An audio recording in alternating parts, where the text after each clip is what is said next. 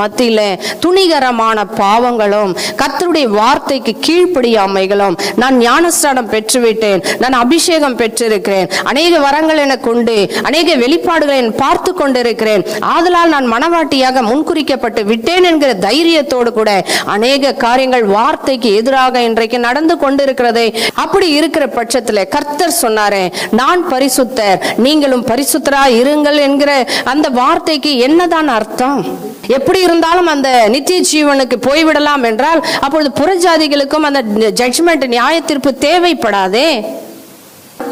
இல்ல ஜட்ஜ்மெண்டே இல்லை, எப்படி இருந்தாலும் மேல வந்துடலாம், நீ ரட்சிக்கப்பட்டுட்ட அப்படின்னா அது அந்த ரட்சிப்புக்கு அர்த்தம் தான் என்ன?